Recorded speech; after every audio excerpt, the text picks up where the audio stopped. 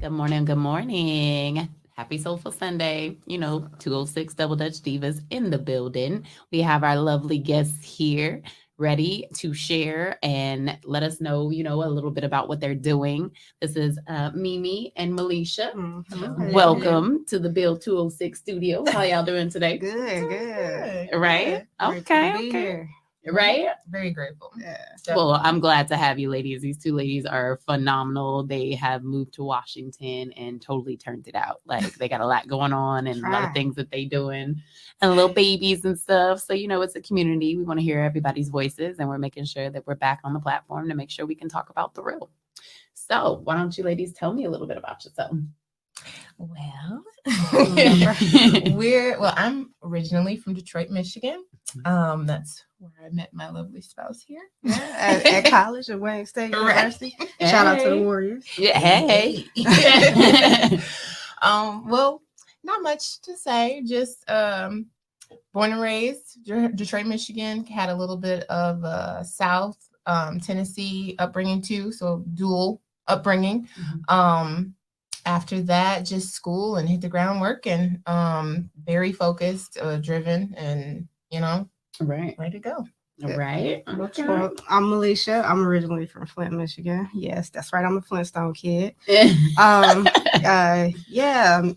met in college, and I thought I was gonna be in the WNBA, but that didn't work out in college. So just trying to get our footing in the door, and we had different jobs. Disney.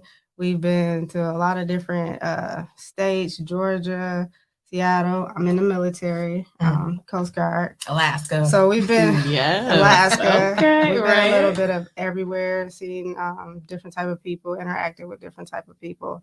And when we finally got here to Seattle, we ran into Mika, and it's been a blast. You know how we do. We get down. I'm always encouraging. I'm like, yeah, this is where it's at, y'all. Like Seattle's my city. 206 in the building. I don't know how we do it. Oh yeah. So, what do you ladies feel that the highest top priority that's impacting Black women? Negatively impacting Black women. Mm-hmm. I would say, in my eyes, I would think just the equalness. We're not looked at as equal to anyone, men, women. We're actually like the lower tier of consideration in the world everywhere. Right. No one really looks at us for anything, but we're the smartest.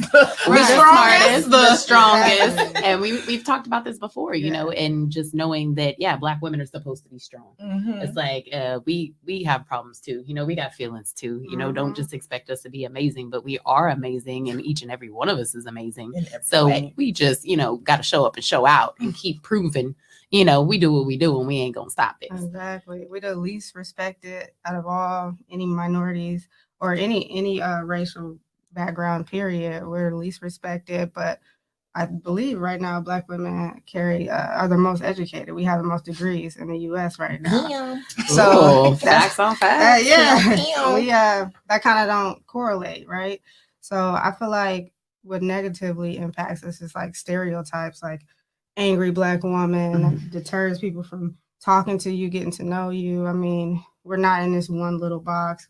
It's a myriad of different personalities, different, backgrounds, different just flavors of Black women. Right. So, I think that's what negatively impacts us. Just negative stereotypes that will not go away, So. Yeah, and we've been fighting for I don't know how many years to change it, and it seems like we go 5 steps forward and 20 back, and it's like we got to stick together. And this is another reason why we have this platform, is because we want to make sure we can all communicate and network together and support each other.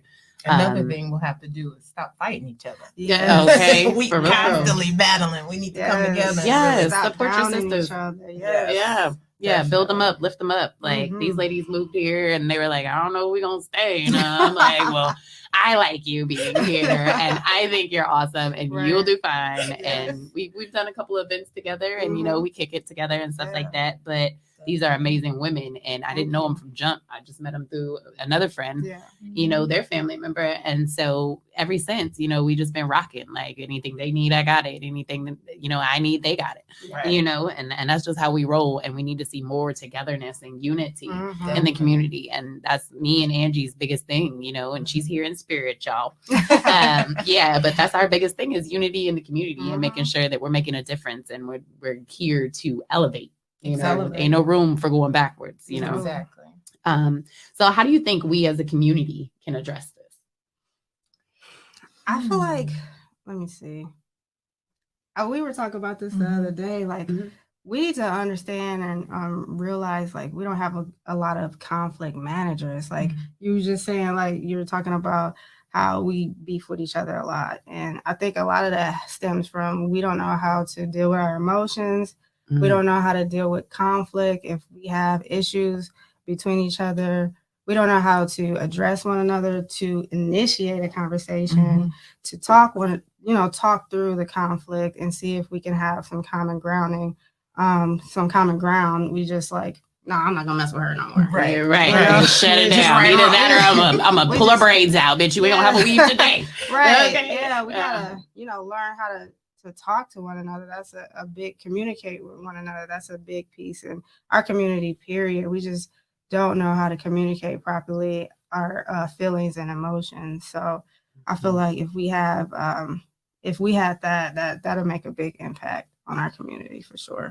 Definitely. It would definitely need to be something that you attack socially. So as a community, I would assume that the leadership or even schools should take it upon themselves to do some type of program where we're focused on psychological issues, emotional issues, and sit down with these young folks and work it through and have a program in place for the ones to come after them so that we can get it together. Exactly. And that's so important. Like a lot of us were raised that it's not okay to put people in your business and, you know, what goes on in my house stays in your house, you know, and that's still facts, you know, but at the same time, sometimes you need somebody to talk to. Sometimes you need to know, I don't know how to let these emotions out, or I'm scared, but I'm still entitled to voice my opinion or to share my feelings. And you might not like it, but at the same time, you're going to have to listen. Yeah, agree to disagree, you know, but we change need the to culture.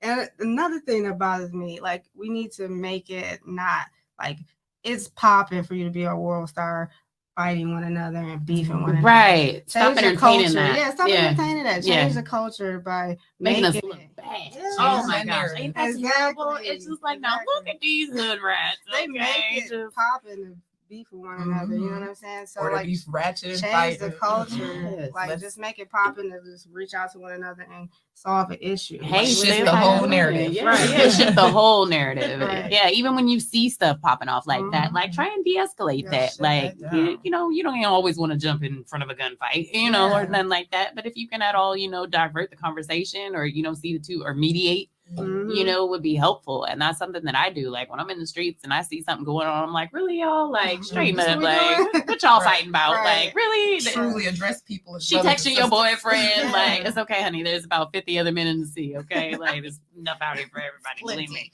Okay. They're plentiful.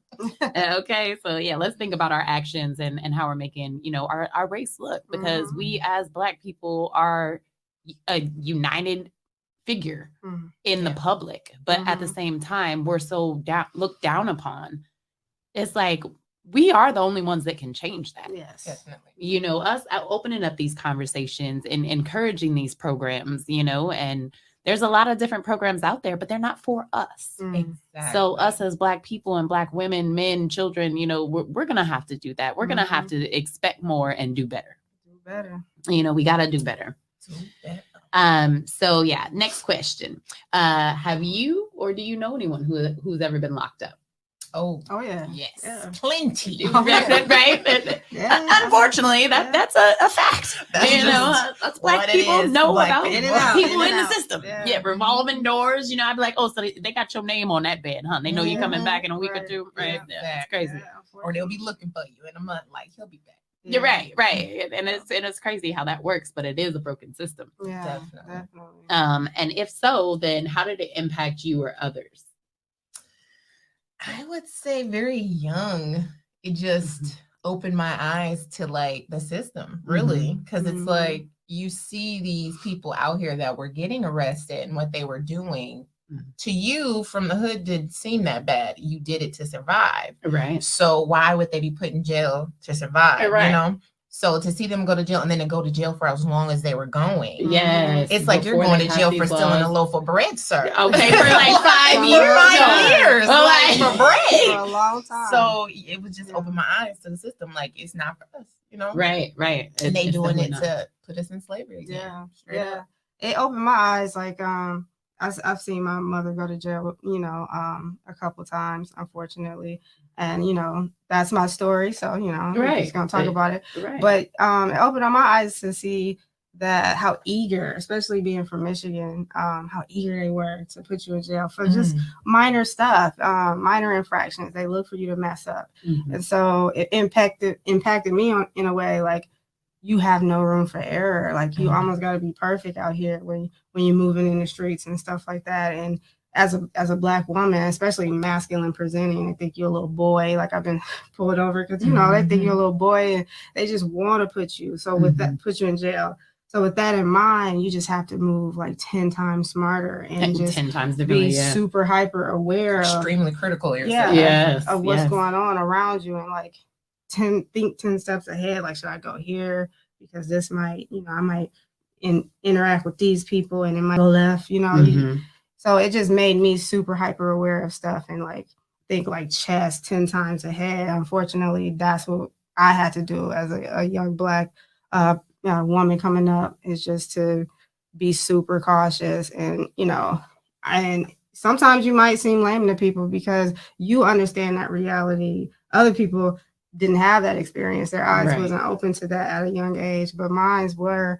And it impacted me just being super cautious. I've never had a speeding ticket. You know what I'm saying? Okay, so it scared you straight. Okay. I've never had so much as a speeding ticket in my life. Right. Okay. I know that's right. Okay. So I'm super grateful. I've learned from my mother. I know that's probably not the way she would have wanted me to learn, but nevertheless, I learned from her. And it just move smartly, meticulously, and just be careful. Facts.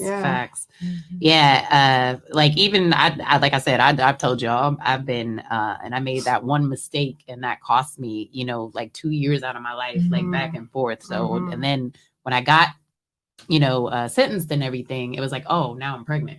Like my baby didn't have nothing to do with this. Like I wasn't even thinking of a baby or nothing like that. But it definitely woke me up to be like, oh, you got to move different. Yeah. Right. Like, and it's a shame that, some of us, you don't even have to do anything wrong in some cases to end up locked up. And that's even more part of the scared straight. That's what they want you to do is be scared and everything. It's okay to make mistakes, but it's what you do with that mistake after, like if you learn from it and stuff like that. Exactly. And so I wouldn't say the next question is, if yes, which we all do, how can we prevent that?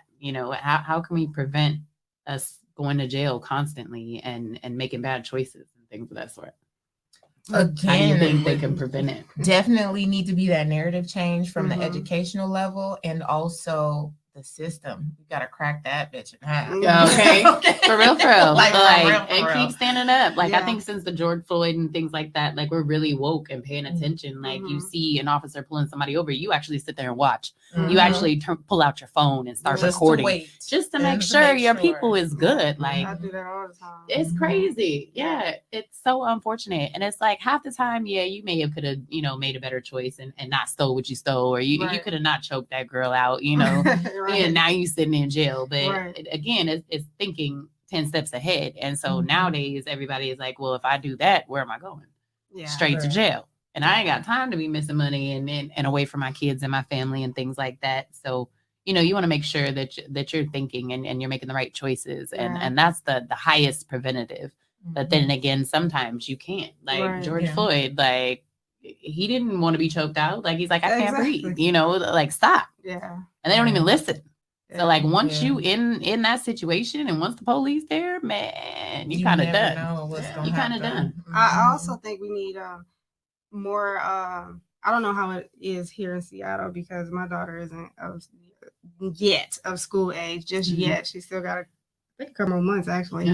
But after school programs, like growing up in Flint, if it wasn't for basketball, living in the projects, I'd probably be into a lot of stuff. So like, they're defunding schools, they're shutting down schools where I'm from. I can't speak for Seattle, but a lot of that is happening. And so they're taking away the music programs, they're taking away different programs. So we have to be like, open these different programs, be active in the community and give kids avenues to come together. Because the only reason they're doing that is because they just want, like, they join a gang, they just want a family and to feel, that community and love. So I think more involvement in the community for our generation and, older generation as well, and just know that they need these avenues to occupy their time, because you know what they say about idle hands. So, and that's where all the other stuff, all the mess coming, right? Drugs. And y'all know me, I keep my kids busy. You gonna do basketball, you gonna do taekwondo, you get boxing, you get the basketball, whatever I can put you in after school. That's what you're gonna do. I don't care if you want to or not. But it's time to keep them busy and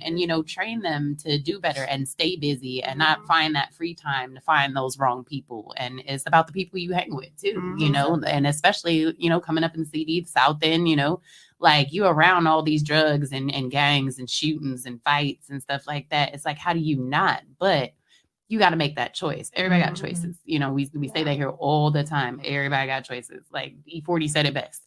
Like for real. So making those different decisions and putting it out there for them to learn, guiding these children and guiding those that are in need of help. It's all about support and being in the community. And programs are definitely going to change that. Like I miss like Great Futures and stuff. Like I miss going to the community centers and they take everybody to the basketball games and stuff like that. Like where are our programs? Where is the support?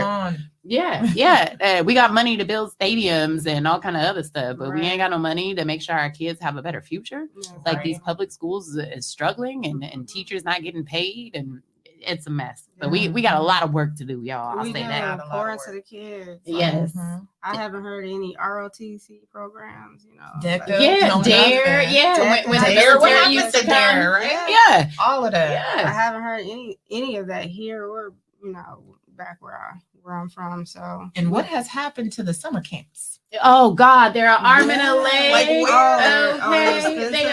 It's like they dwindled down to these franchises, and the kids that actually need those programs for profit, it's just dwindled down. They're not there no more.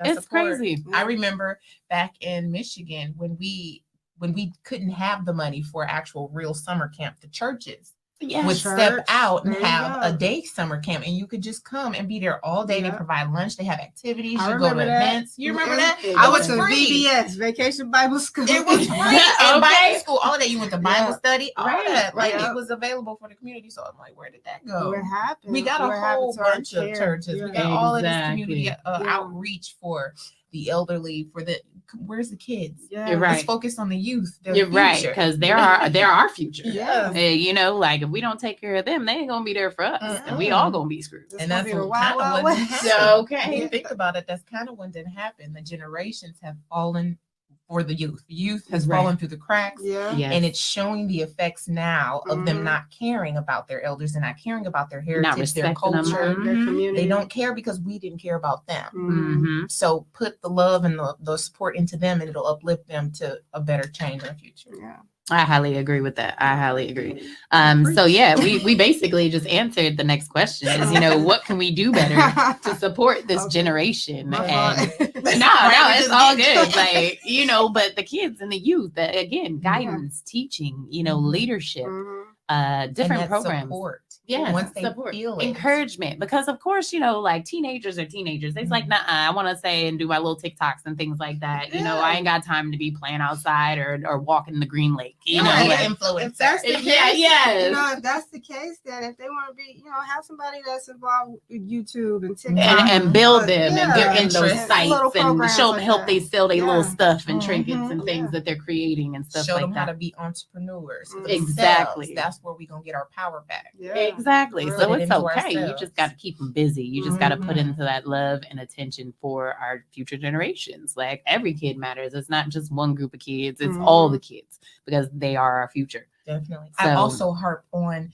bringing in programs that aren't necessarily always thought or catered to us, like carpentry, agriculture, things we need to Coding. get Right. back to, coding and all of that stuff. We need to spread. Yeah. Because we're in new times, Yes. so the old, playing in the forest and stuff like that might not be as useful. Exactly. But then again, it is because we need oxygen. So Yeah. we need to take care of our forests and, plants and learn how to Gaining grow those your own skills. stuff. Right. Like, oh my God, It's like important. I wish I could grow all my corn and vegetables and Okay. not have to go pay an arm and a leg in the grocery store. Right. You don't know Okay. how to germinate a seed. Yeah, at this point. okay, Like, you need to exactly. know Just that. the basics. Exactly. Exactly. Exactly. Look, watch this bean Right. sprout grow, That's facts. For real. So what do you think the families would need, support wise in order to keep our Man. youth and our generation? This right here is That's a for good me, one. that's we do need like a village, you know what I mean? We need Yes. support, and we need to pour into our people and show them different avenues. Like where we from, you don't have to just work for General Motors for 30 years and then retire with a pension, because it's not like they're not even giving, like the pensions aren't how they used to be. It's not as you can't, Lucrative, lucrative. You can't live off of that. You can't live off of retire that. until you're like 90 now. Exactly. Right. Okay. Even in the military now, they got rid of the 20 year. I got grandfathered in, but they got rid of you do your 20 and then you get a certain amount of retirement. You can't do that anymore. So I think we need to get fiscally aware and also entrepreneurially. Like we need to be a jack of all trades, you know what I mean? All So to time. speak, Right, you right. need to have several avenues of revenue in this day and age. You need to be an entrepreneur. You need to have some skills. Yeah. Do some hair on the side. Yeah, hustle. You know what I'm saying? Hustle. You need to all have types of things ready. you need to have a couple different avenues. Like we own our own home and we're about to rent it out.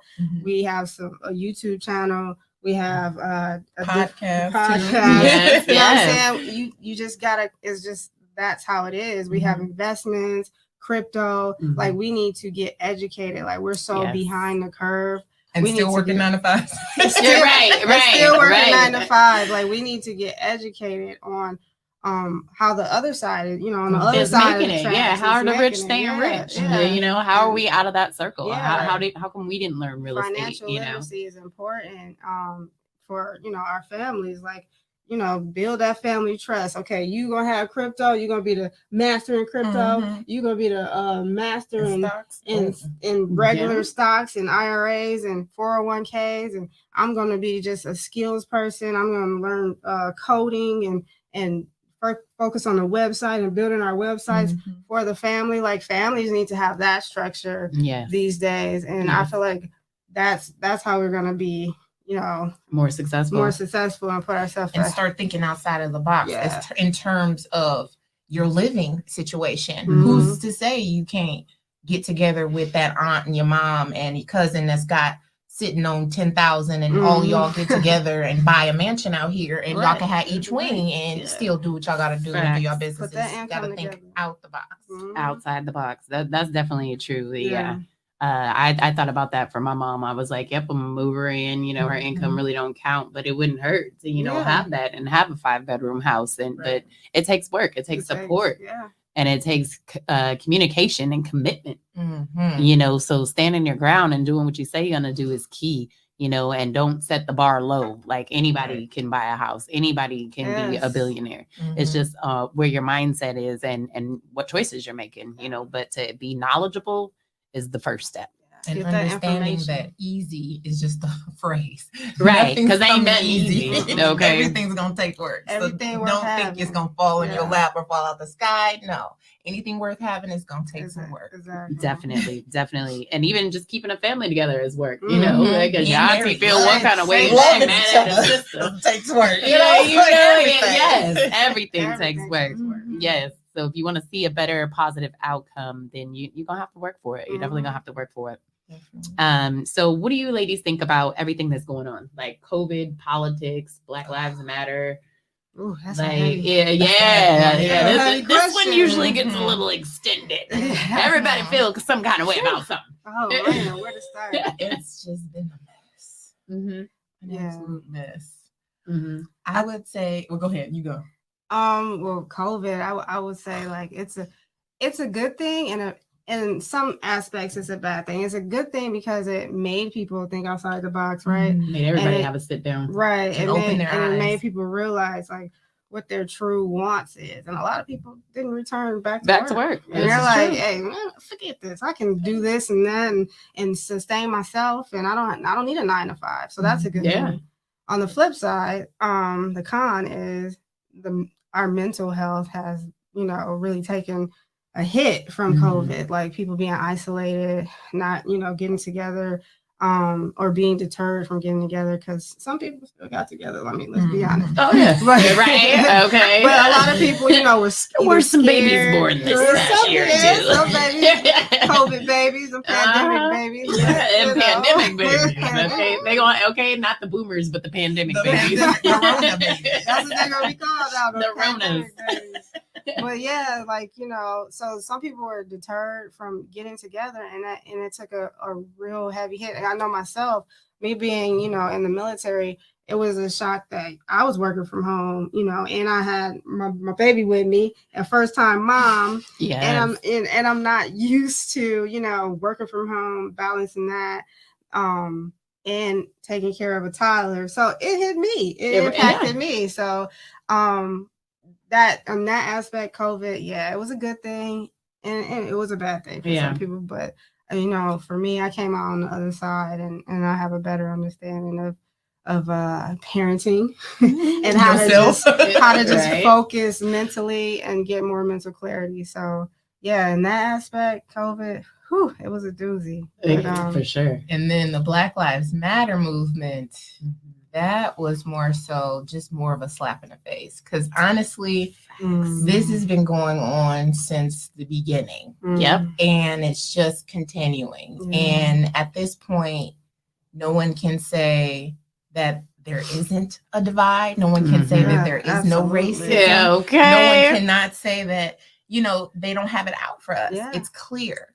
Bright as day. Crystal clear. You say it was a smack in the face. Is that because I would feel like it was a smack in the face because, we didn't get any legislation passed for us. Right. But the Asian community did. Right. Uh-huh. It was a big slap in the face. After. Because the whole movement, whole movement was based off of a Black situation, but we got no strides. No, nothing. No ties. Nothing. Just fell through the cracks. Against Asians, that legislation got passed immediately. But no. What about the Black people? Black Lives Matter didn't have riots, all types of situations. It went up. The table was flipped upside down. Nothing happened. And it always happens this way. And it's just a slap in the face, and I'm tired of it. And I know Black people here was just sick of it, and they just didn't even want to talk about it. Well, everybody, everywhere. It was white people around. Everyone was just that's who was doing it. Okay, it was not the people. It was not Black folks down there tearing up shit. Seattle, it was not people robbing the Nordstroms and everything. Like it was not everybody. Black people. What was the Capitol Hill situation? The chop shop. Yeah, chop shop. It was mostly, Caucasian people. And it surprises me because it's like, we had everybody in it, but we still at didn't zero. Get any strides. At zero. Strides. So it's clearly a government against the people situation. Yeah, that's what it feels like. And that's where we at with it now. And that's the politics. I mean, of the whole Trump thing. I mean, come on, grab him by the pussy. Like, who the fuck talks like that? Like, who says that? Like. And blatantly, like super disrespectful, super like just an evil person. Like, and this is our president, and the amount of people that have actually voted him in, and he think he'll run again. Oh my God! What if he gets voted in again? Like, does that not show you how ass backwards the world is right now? Right. And I feel it's a circus. It is a complete circus. Exactly. I feel like also the pandemic kind of correlates with everything. I feel like regardless of who the president is, I feel like because of the pandemic, everybody got to see how involved like Pfizer, Moderna, they are like pharmaceuticals. This capitalism, how much they profited off all of this. Yeah. I feel like that doesn't really matter as much as these companies wanting to basically buy, their way into America and gain power. Like it really doesn't matter who the we president lifted the is. skirt of America. Yeah. all of everything. Who's orchestrating it? The puppeteers, everything. Who's the real power players? Exactly. And that's capitalism in America. Like it's Pfizer, it's Moderna, it's these big pharmaceutical companies. So, making big bucks. Yeah. So I think that opened my eyes to all like how this whole Black Lives Matter. Nothing matters but money and profits. Really. So that's how you get kicked to the curb, And who said this? I forgot who said this, but somebody said, and don't quote me, poor people vote, rich people lobby. So I feel like when we get enough capital in our community to where we can, I'm not saying don't vote, that's not what I'm advertising, but like our mindset has to change, when we get enough money to where we can put somebody to lobby for us in our causes. That's the only way we'll see some legislation pass. Some change. Behind. Definitely. Yeah. Kamala Harris and everything, hopefully she gets in there and they allow her to do things. But that's money talks. Talks. And Obama, he wanted to do a lot but wasn't allowed to. Wasn't supported, and that's crazy.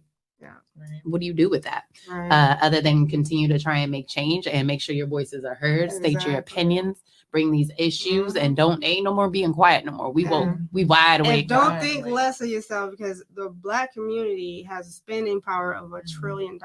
It's not like we don't have the capacity. Right. We just have to get more organized. And think about what we're doing before we do it. Because think about how much power we put into material things. Right. How much money we put into flash and glitz and glam. You take that money, you put it to back an educational system or to back some child's program or something throughout this country, and you'll see how much impact we have, or even a town. Right. Let's go ahead and make our own town and just call it a day. For real. Build a fence, and then this is our world. Okay, and keep on building from there. We do have an Africa town here, right? They do have an Africa town. So we need to build that up. We need to build the communities for sure. And stick together and involve one another.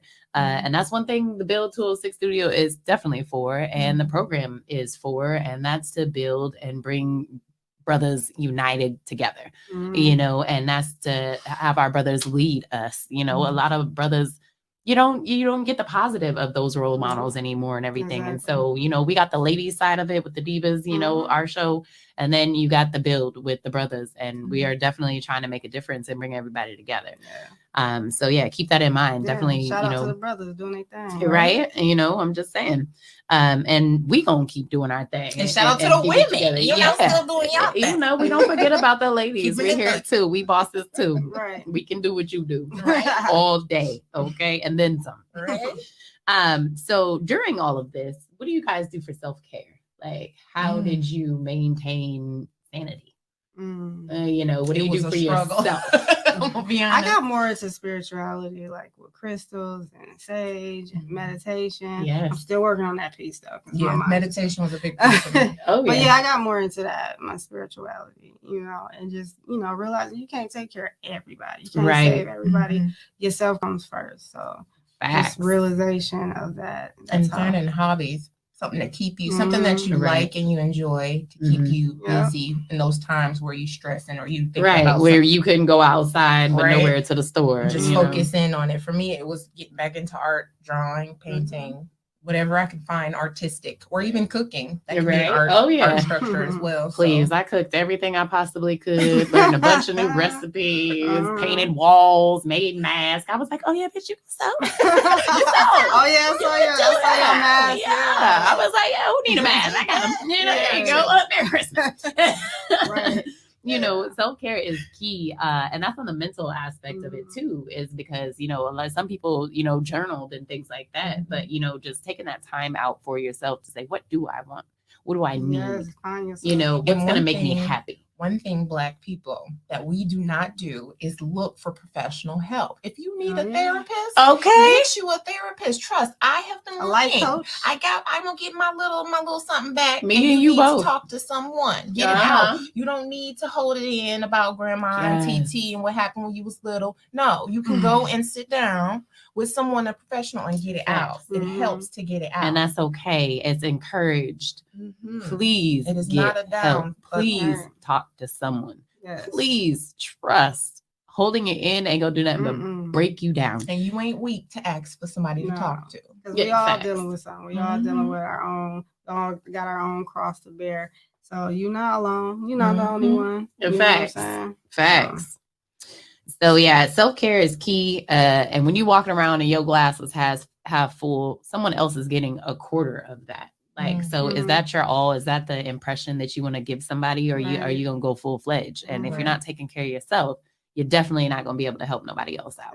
Like, if you can't help yourself, you can't help nobody else. And you got to love yourself before you can love someone else. So stop jumping in these little relationships and thruples and whatever the hell else they got going on out there. And, love on yourself. Okay, love you. Definitely. For sure. Yeah, ladies. So do you have any questions for me? No, this is an awesome platform. I'm just enjoying myself right now. Right? Yes, this is the safe place to talk and discuss everything. And I really appreciate you ladies coming and sharing, because in life, you sharing your story, you never know if that's gonna make, break, help, save anyone, so it's important to be able to talk about these things and be forefront with it. Everybody's issues are different. Out of all these times that I've done this podcast, we learn something different every time, and something comes out that's different, and that's helpful to me. It's helpful for you guys watching. It also lets you know what's out there and what other people are dealing with. And like you said, everybody's dealing with something. Everybody. So it's very important to be here, and I'm just loving being here and doing this, and I appreciate you y'all. Definitely falling with this. Okay, you are good at this. MC Nika. Thank you. It's all about doing this, like for a long time, because you definitely should. I hope so. I hope so. Have to bring you on our podcast. Right. Yes, definitely. Yes, I am here for it. I want to continue this, like with the Double Dutch Divas. We're doing a lot, and this came through that. And it's all about networking and just being out in the community and going to pride festivals and going to, you meet so many different people that are doing so many great things. And it's not all about the people that are selling things, but it's about the people who are spewing literature or authors or people who have these pea patches and gardens and stuff, and they're like, you can come. There's one on Rainier by John Muir, and this lady, she's been at that house for I don't know how long, but she's got a garden, and she's like, you just help yourself. And then I was like, I don't need anything. She was like, no, please take this plant. I took that plant and I started it, and it's doing great. And then I went back, and she was like, take these too. All these plants are for you. She was like, this is what I do. And she just grows things to give to the community. So everything you see in her garden, you can have in your garden, and I wouldn't know that if I wasn't out in the community or just talking to people and stuff like that. Yeah. So this is a very important thing to me. And all of my life, I used to want to be a juvenile detention officer or in the Air Force.